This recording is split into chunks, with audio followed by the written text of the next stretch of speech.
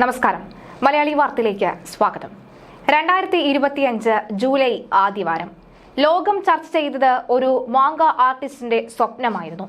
Tsunami വരികയാണ് എന്ന് താൻ സ്വപ്നത്തിൽ കണ്ടതിനെ പറ്റി അവർ ലോകത്തോട് വിളിച്ചു പറഞ്ഞതോടുകൂടി ജപ്പാനിലെ ടൂറിസം വിപണി പോലും പ്രതിസന്ധിയിലായി.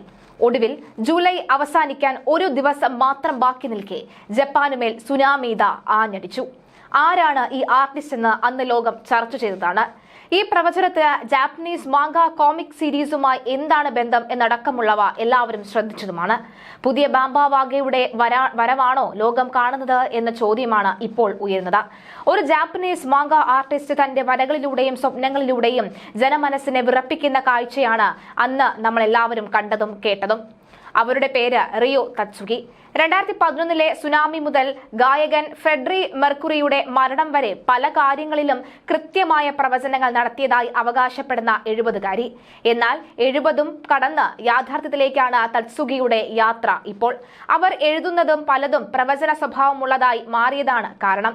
അതിൽ തന്നെ അവർ നൽകിയ അവസാന മുന്നറിയിപ്പ് 2025 ജൂലൈ 5 സംഭവിക്കാനിരിക്കുന്ന ഒരു മഹാദുരിതത്തെ കുറിച്ചായിരുന്നു. എന്നാൽ അന്ന് അത് നടന്നില്ല എന്നുണ്ടെങ്കിലും ഇപ്പോഴിതാ അമേരിക്കയെ, റഷ്യയെ, ജപ്പാനെ ഒന്നടങ്കം പിടിച്ചു കുലുക്കുന്ന തരത്തിൽ സുനാമി മുന്നറിയിപ്പ്, സുനാമി ആഞ്ഞടിക്കുന്നു, ഭൂകമ്പ സാധ്യത മാത്രമല്ല ഭൂകമ്പം ഉണ്ടാകുന്നു എന്നടക്കമുള്ളവ ഉണ്ടാകുമ്പോഴാണ് അന്ന് തത്സുഗി കണ്ട സ്വപ്നം സത്യമാകുന്നോ, പ്രവചനം അച്ചട്ടാകുന്നോ എന്ന ചോദ്യവും കൂടി ഉയരുന്നത്. യാഥാർത്ഥ്യമോ ഭാവനയോ എന്ന് ഉറപ്പില്ലാത്ത ഈ പ്രവചനങ്ങൾ സംഭവിച്ചതോടുകൂടിയാണ് എല്ലാവരും ആകാംക്ഷയോടെ ഉറ്റുനോക്കുന്നത്. നിശ്ചലമായ കുളത്തിൽ ഒരു കല്ലിട്ടാൽ മതി, അത് വീഴുന്ന സ്ഥലത്ത് നിന്ന് വൃത്തത്തിൽ ഓളങ്ങൾ സഞ്ചരിക്കുന്നത് കാണാം. ഇതുപോലെ സമുദ്രത്തിലെ ജലത്തിൽ ഉണ്ടാകുന്ന വലിയ സ്ഥാനചലനമാണ് സുനാമി എന്ന് വിളിക്കുന്നത്. ഭൂമികുലുക്കം, അഗ്നിപർവ്വത സ്ഫോടനം, ഉൽക്കാപതനം, സമുദ്രധാര ചലനങ്ങൾ തുടങ്ങി വിവിധ കാരണങ്ങൾ സുനാമിക്ക് കാരണമാവാം. സമുദ്രത്തിന്റെ മടിത്തട്ടിൽ ഏൽക്കുന്ന ആഘാതത്തിന് അനുസൃതമായി സുനാമിയുടെ ശക്തിയിലും മാറ്റമുണ്ടാകും. സമുദ്രത്തിലെ ഈ മാറ്റങ്ങൾ തീരത്തിന് കൈമാറുന്ന സുനാമിയെ പക്ഷേ തിരിച്ചറിയാൻ ലോകം വളരെ വൈകി. അതിനാൽ തന്നെ 20-ാം നൂറ്റാണ്ടുവരെ സംഭവിച്ച സുനാമികളെ കുറിച്ച് വളരെ കുറച്ച് അറിവ് മാത്രമാണ് ലോകത്തിനുള്ളത്. പലപ്പോഴും രാക്ഷസ തിരമാല എന്ന മട്ടിൽ കെട്ടുകഥകളുമായി ചേർത്ത സുനാമി അറിയപ്പെടാറുണ്ട്. ജപ്പാൻ നൽകിയ പേരാണ് ഈ സുനാമി എന്നുള്ളത്. ജപ്പാൻ ഭാഷയിൽ നിന്നും ഉടലെടുത്തതാണ് സുനാമി എന്ന വാക്ക്. സു എന്ന നാമി എന്നുമുള്ള 2 വാക്കുകൾ ചേർന്ന് സുനാമി ഉണ്ടാകുന്നു. സു എന്നാൽ തുറമുഖം, നാമി എന്നാൽ തിര എന്നുമാണ് അർത്ഥം. സുനാമി എന്ന വാക്ക് ജപ്പാനിൽ ഉടലെടുത്തതിന് കാരണമുണ്ട്.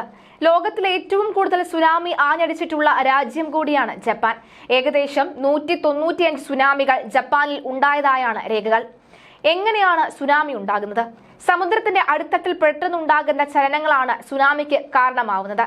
ഈ ചലനങ്ങളിൽ അടിത്തട്ടിലെ ജലം ശക്തമായി മുകളിലേക്ക് ഉയരുമ്പോൾ സുനാമി തരംഗങ്ങൾ രൂപപ്പെടുന്നു.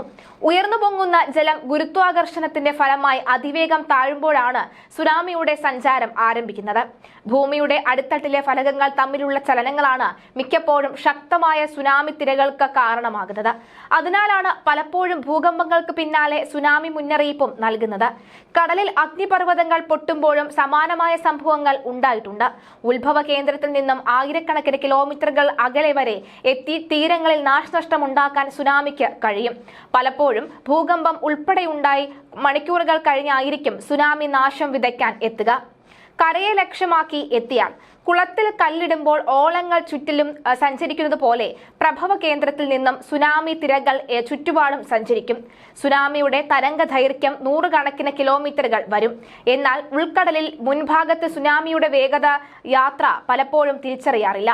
എന്തിന് ഇവിടെ സഞ്ചരിക്കുന്ന കപ്പലുകൾക്ക് പോലും ജലത്തിന്റെ ചെറിയൊരു ഉയർച്ച താഴ്ചയായി മാത്രമേ സുനാമി തിരമാലകളെ അനുഭവപ്പെടുകയുള്ളൂ. എന്നാൽ തീരത്തിനോട് അടുക്കുമ്പോൾ കപ്പലുകളെ തൂക്കിയെറിയുന്ന രാക്ഷസ തിരമാലകളായി സുനാമി മാറിയിരിക്കും. ഉൾക്കടലിൽ 1 മീറ്ററിലധികം സുനാമി തിരകൾ ഉയരാൻ കഴിയുകയില്ല. കരയോടടുക്കുമ്പോൾ സുനാമി തിരകളുടെ വേഗം കുറയുകയും ഉയരം 10 മടങ്ങായി വർദ്ധിക്കുകയും ചെയ്യും. കരയിലേക്ക് അടുക്കുംതോറും സുനാമി തിരകൾ കടലിൽ ജലനിരപ്പ് ഉയർത്തിക്കൊണ്ടേയിരിക്കും. ശക്തമായ സുനാമി തിരകൾക്ക് 30 മുതൽ 40 വരെ ഉയരമാണ് ഉള്ളത്. ചിലപ്പോൾ ഒരു തെങ്ങിന്റെ അത്രയും ഉയരത്തിൽ തീരത്തിലേക്ക് തള്ളിക്കയറുന്ന അനുഭവമായിരിക്കും സുനാമി നൽകുക. തീരത്തേക്ക് അടിച്ചു കയറിയാൽ മുന്നിലുള്ളതെല്ലാം തകർത്ത് തരിപ്പണമാക്കും. വെള്ളത്തിന്റെ അതിശക്തമായ തള്ളിൽ കെട്ടിടങ്ങൾ, വാഹനങ്ങൾ എന്നിവ എടുത്തെറിയപ്പെടും. തുടർന്ന് കടൽ തീരങ്ങളിൽ വലിയ നാശനഷ്ടവും സംഭവിക്കും. സുനാമി എന്ന് കേട്ടാൽ നമ്മുടെ ഓർമ്മ 2004 ഡിസംബറിലേക്കാവും ആദ്യം എത്തുക. കാരണം ഭയാനകമായ ആ സുനാമിക്ക് നമ്മളിൽ മിക്കവരും സാക്ഷികളായവരാണ്. 2.25 ലക്ഷത്തിലധികം ആളുകൾക്ക് മരണം സംഭവിച്ച 2004 സുനാമിയിൽ കേരളത്തിനും വലിയ പരിക്കേറ്റിരുന്നു. ഇന്തോനേഷ്യയിലെ സമുദ്ര തീരത്തുണ്ടായ 9.1 മുതൽ 9.3 തീവ്രത രേഖപ്പെടുത്തിയ ഭൂകമ്പമാണ് സുനാമിയായി ലോകത്തിന്റെ വിവിധ തീരങ്ങളെ കാർന്നെടുത്തത്. തെക്കുകിഴക്കൻ ഏഷ്യയിലുടനീളമുള്ള തീരപ്രദേശങ്ങളെ തകർത്തെറിഞ്ഞ സുനാമി കിഴക്കൻ ആഫ്രിക്ക വരെ എത്തിയിരുന്നു. പൊടുന്നനെ തീരങ്ങളെ വിഴുങ്ങുന്ന സൈലന്റ് കില്ലറായ സുനാമിയെ പിടിച്ചുകെട്ടാൻ ഇന്ന് ഒട്ടേറെ സംവിധാനങ്ങളുണ്ട്. ഇതിനാൽ തന്നെ മിക്ക രാജ്യങ്ങൾക്കും മുൻകൂട്ടി സുനാമി മുന്നറിയിപ്പ് നൽകാനും ഒഴിപ്പിക്കൽ നടപടികൾ പൂർത്തിയാക്കാനും ഇന്ന് കഴിയും. ഇന്ത്യയുടെ ആദ്യത്തെ സുനാമി മുന്നറിയിപ്പ് സംവിധാനം ഹൈദരാബാദിൽ 2007 ഒക്ടോബർ 1 ആരംഭിച്ചു. ആൻഡമാൻ നിക്കോബാർ ദ്വീപിലും സുനാമി മുന്നറിയിപ്പ് നൽകുന്ന സംവിധാനം സ്ഥാപിച്ചിട്ടുണ്ട്. ഒരു ഭൂകമ്പം സംഭവിച്ചാൽ കേവലം 3 മീറ്ററിനധികം സുനാമി പ്രവചിക്കാൻ ഇന്ന് കഴിയും.